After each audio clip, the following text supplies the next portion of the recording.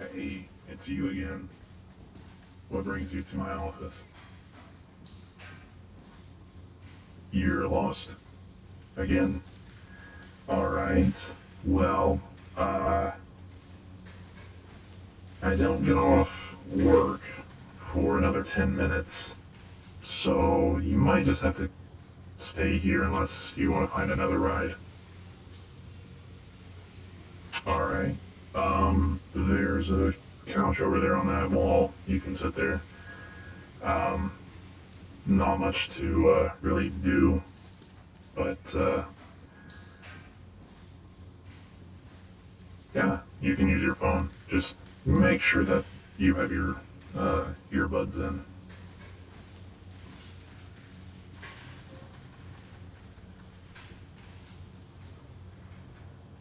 All right, are you ready to go? Awesome. Um, so are you just wanting to get back to your room, or were you wanting to do more exploring?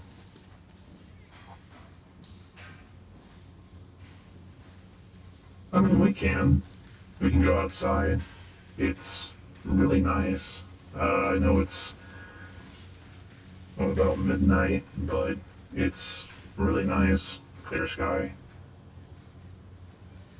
All right.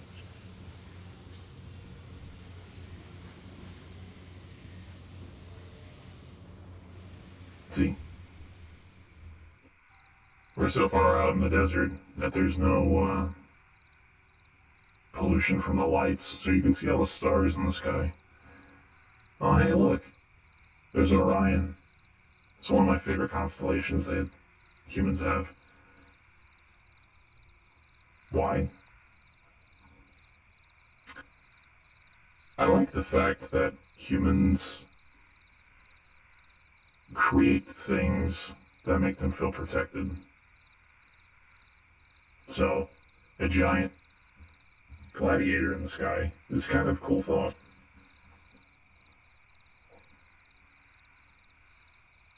I really do appreciate the human culture and all of the mixed cultures within um, it.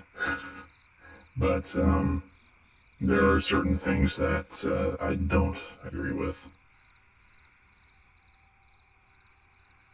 I don't agree with like how your government works personally, but I'm not a big fan of authority, anyways. In my experience, authority always puts their business where it shouldn't be. But enough boring talk. I mean, are you interested in constellations? Are you interested in space?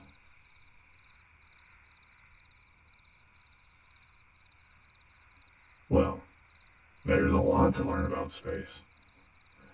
You have so many things out there that you only get a brief glimpse of from here. Even with your most advanced technology, there's nebulas and galaxies and black holes and wormholes and pulsars and quasars is incredible. And then it's really, in a way, sad that you guys only get a brief glimpse of it. Speaking as someone who's seen a majority of your galaxy, yeah, I've been all over. I guess I could tell you my story if you wanted to listen. Alright, let's see. Well, so when I came into being on Cybertron, um, it was through what you would call traditional means. I had a really nice family. Um, a wonderful sire and a great carrier. I suppose terminology for you is lost. The mom and dad. I had a great mom and dad. And I had a little brother as well. And life was normal, which was kind of boring, but it was nice, you know. Did I go to school? See, school, that's a weird concept for us because we don't have like institutions that we go to obtain knowledge. I mean, we have libraries, obviously, but not like schools. If there was anything that we needed to be taught, the information was just shared. The technique and everything for it. But,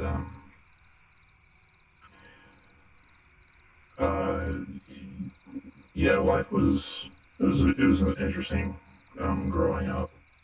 I remember being, rather young, probably what you would say is about 15, and, going to see this big fight at, this, gladiatorial Coliseum type deal. It's actually where I saw Megatron for the first time. He was a brilliant warrior, very, very skillful. I respect his fighting style, but not him. I'm not a fan of him personally. But I remember going there with my dad, and it was really nice to just spend time and seeing, you know, fights. Well, that's sort of the thing. Those types of gladiatorial fights were to the death, always. If you didn't win, you didn't make it out, or vice versa. Yeah, different culture, and stuff like that never really bothers us. Most of the time, it's because we know if you don't extinguish our spark, we can always, most of the time, be put back together. Our spark, it's,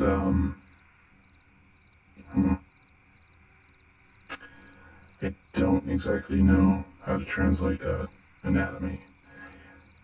It's kind of like a combination of your heart, your mind, and what you guys say is a soul. And as long as that's still beating, you can survive almost anything.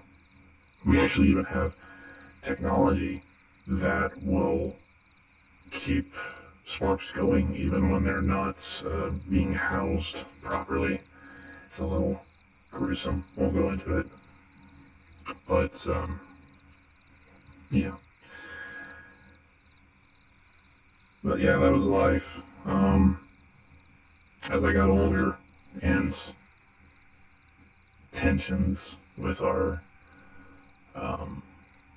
local governments and stuff like that got higher, I thought it was a good idea to enlist, and my little brother followed suit. And at first, we were on the Decepticons. I know, we were the bad guys. Trust me, I've heard a lot of it. But at the time, it seemed like the better choice. They have a very interesting way that they can. Oh, there goes the transit line. But they have a very interesting way of being able to wrap facts around on themselves, tell the truth, which is bad, but make it sound good. That was something that Starscream was really good at. He was sort of the publicity guy, but yeah, we were part of their ranks, and I moved up a lot. I went from being essentially private, if you know what that is, to making it to sergeant, keeping in line with your military rankings. And my brother, I forget exactly where he ended up in the ranks, but he ended up working with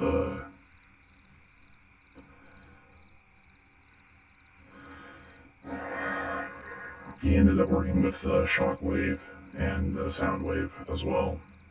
And there was a bit of an accident, and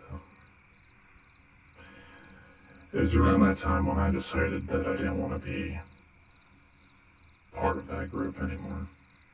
So I ended up leaving the planet, because I knew if I stayed, it would probably have been ended badly for me. And I got on a ship with a bunch of other mechs and films and just went out to the stars, see what we could find. And things got insane on Cybertron, and before we knew it, the group that I was a part of got yanked back into the war, this time for the Autobots. And it was very interesting because we were commanded by a very unique mech. I'll never meet another guy like them. What was his name? I want to say his name was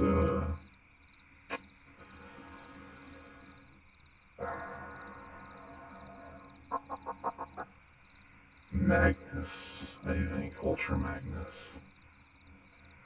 He was such a pain. He, such a stickler for rules. It was like having a police officer in charge. It's terrible. But, hey, he's the reason that I'm here, so. We ended up splitting up and, went to different quadrants of the galaxy that we were in, and over time we received information that there was a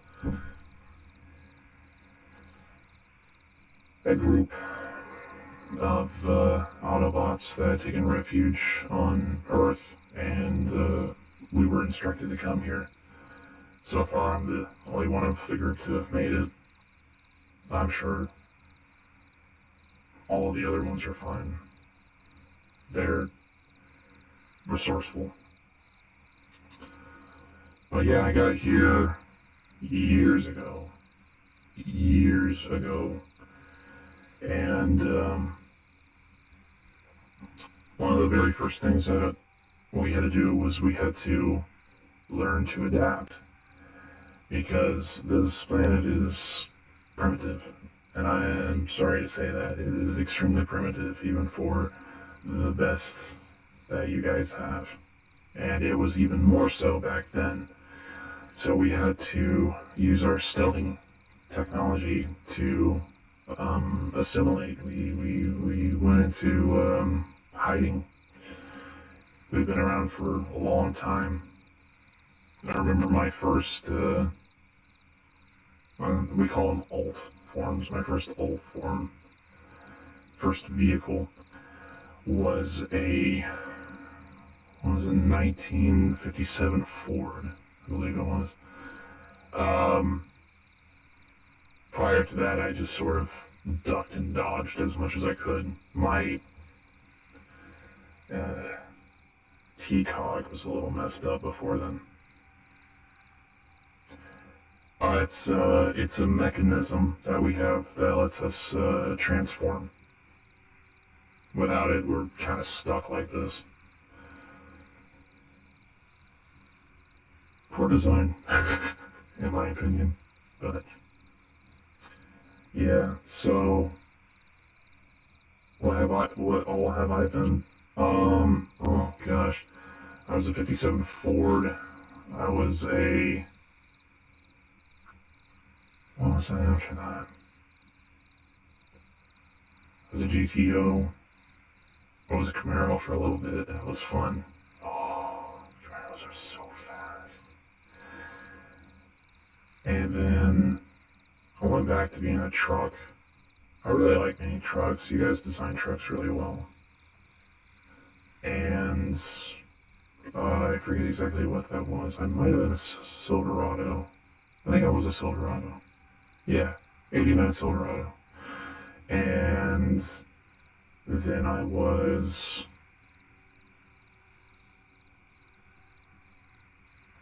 I forget. There was something in between that and what I am now. What was it?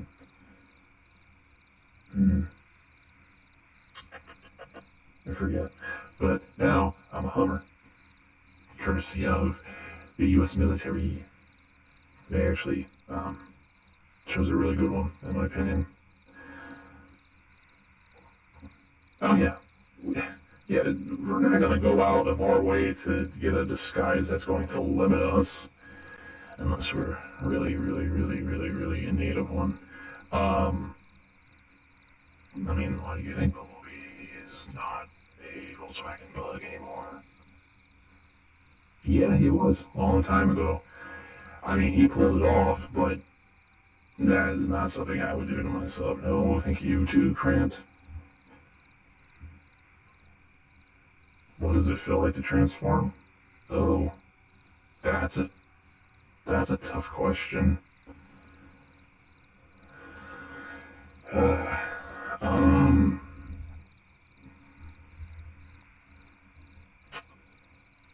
I can't really think of a way to describe it to you. I suppose it would feel like simultaneously popping every joint in your body. Not like in a painful way, but just like popping it, releasing the pressure, and doing yoga at the same time. Sometimes it's nice to be in that mode. Sometimes it wears you out. Does it wear us out while we're driving? Oh, you mean like in alt mode? Yeah, it can. It drains our energy. I mean, while we have, your standard lead acid batteries that you guys will not change from for some reason, there is so many better choices. Sorry. But while we do have that, it's more or less for like gadgets. Like it powers the radio. The actual like driving and mechanics of that comes from us. So I guess you could say it's kind of like how you would feel, just running and walking everywhere. But compressed. But yeah, so I was on Earth for a while, and I did my best at hiding. Sometimes there was the occasional crackpot of the town that would find me. I remember I was in Oregon, and there was this old man who lived in this cabin in the woods, and he came to town once during a basically a Decepticon raid, and me being me, I was like, oh well, I gotta protect them because they kind of protect me.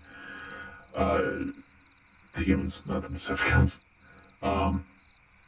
So, I was fighting, and this man is just standing there taking pictures of me.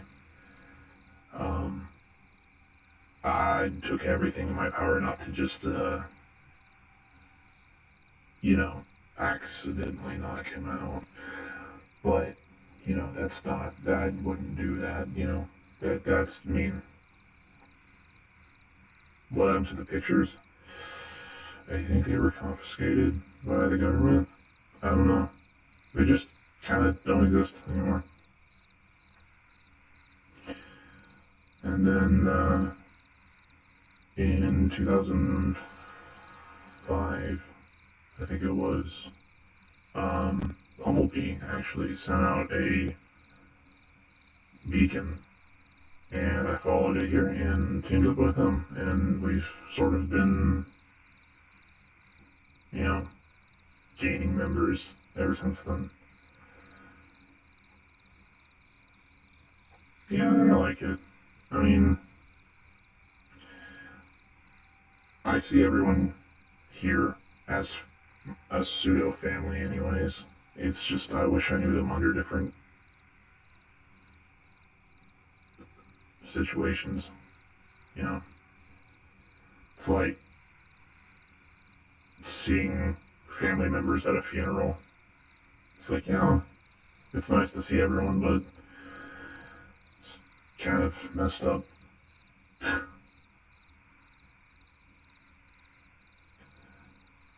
I like to express myself. I don't know why. I guess you could say I'm more human than Autobot at this point. More human than Cybertronian.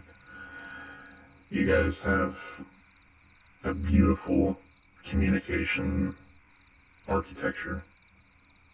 Being able to emote and express your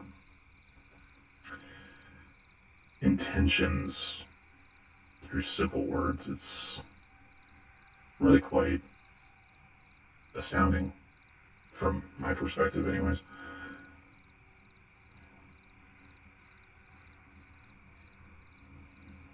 Well, I appreciate that. I wasn't just a soldier. You don't make a name for yourself and become a sergeant by just being a soldier. I was and am quite intelligent with certain things, which is why I was well known in the Decepticon ranks. When I became an Autobot, I did it under the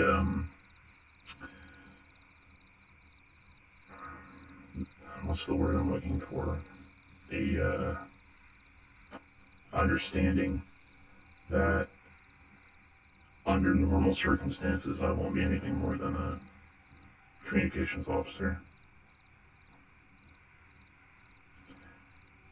I like being more support than frontline, and if I can catch something before it happens, I will try my best to do that. So, but yeah, that's mostly my story. What about you, Mr. I'm from Texas? Where'd you come from? I guess what city? Ah, Dallas City. I've been there once. They have a really lovely university there. But, just didn't like it, or, I know you said that your family kind of moved you here, or you moved here to be with family, but surprised you didn't go back. Oh, I get that. Wanting to start over. Sometimes you need that.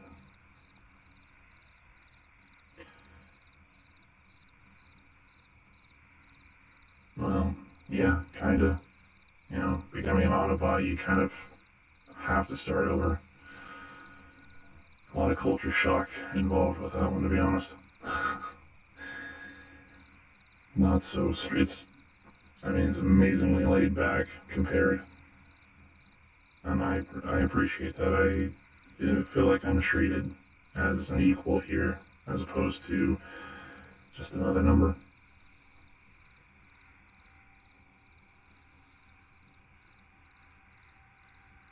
Sure.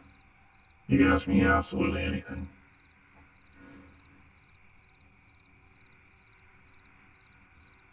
When the war is over, will I stay?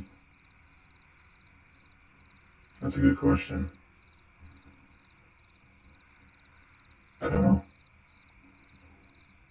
There wouldn't really be a reason for me to, but I can't see myself leaving, to be honest. I've come to assimilate so much, I kind of consider myself part human. It would be weird for me to try and go back to the way I used to live. Huh. I've never really even thought about that. But between you and me, I don't think that's ever going to happen. I'm sure the war will end, but I don't think we'll ever have that opportunity to go back. It would involve a lot of stuff that I just don't see ever being feasible. Well, when the war hit its peak, it essentially annihilated our planet. It can't sustain life of any sort, supposedly. Anyways, I haven't been there since I left. But the reports come back that it's a highly toxic environment. And to bring that back would be to reactivate the planet.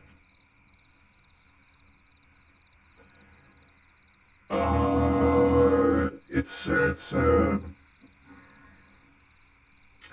sort of it's an old story, old lore, that the planet is a living being, and as long as its spark is ignited, then the planet can thrive. But due to the war, it's believed that that spark was extinguished. So, who knows? Something down the line in the future, I guess, to think about.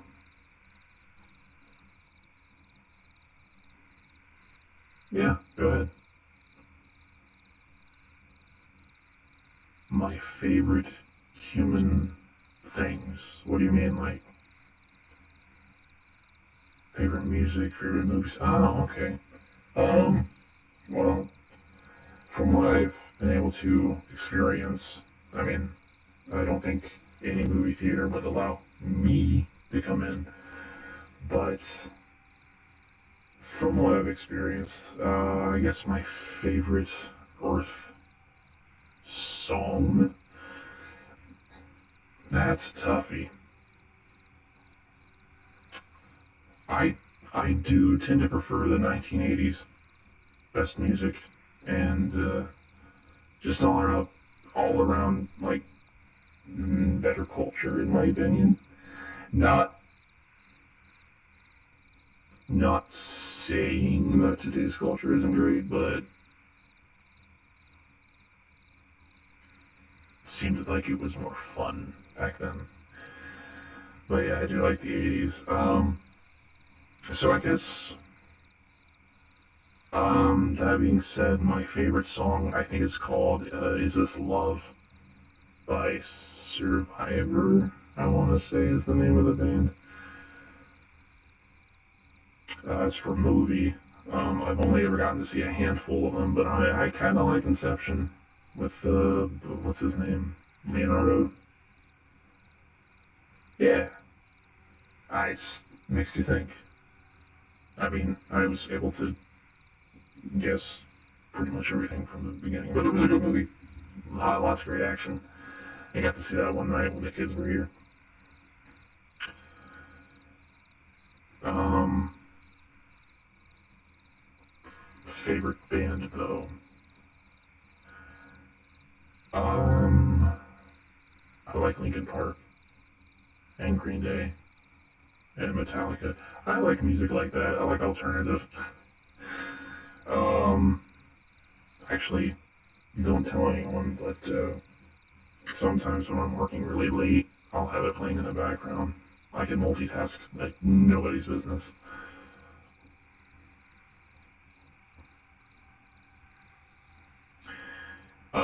My favorite book. I haven't read a lot of human literature. Um, I did have to brush up on a little bit of it once, though. I suppose it would have to be. I really don't know. I don't know if I have a favorite book or a favorite author, to be honest. Maybe Edgar Allan Poe. I read a few of his stuff online. He seemed to have a very unique mind, and I can respect that. So, you shouldn't be asking me a whole lot of questions. I thought you were tired. Was this just a little plot to get me alone out underneath the stars for an interview?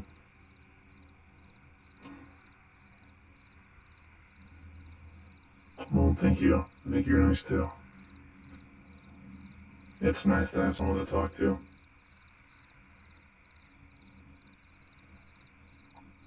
What time is it?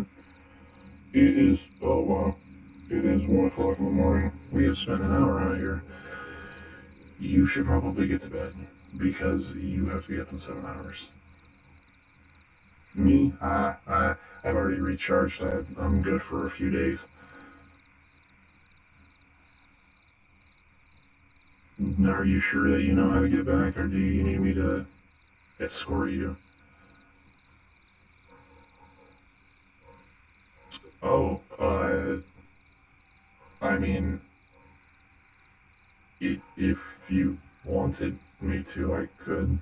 I was just okay. Um, well, here we are. Uh, Sorry that I have to bend down like this. Very low ceilings in this part of the base. But make sure not to get lost anymore, okay? But if you do, you know where to find me. I would love to, but I kind of can't. See that.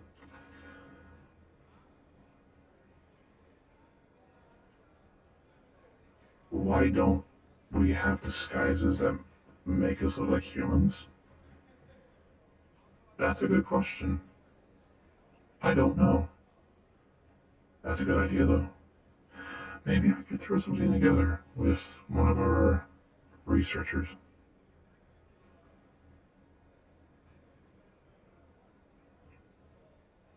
Alrighty. Well, you have a wonderful night. See you tomorrow.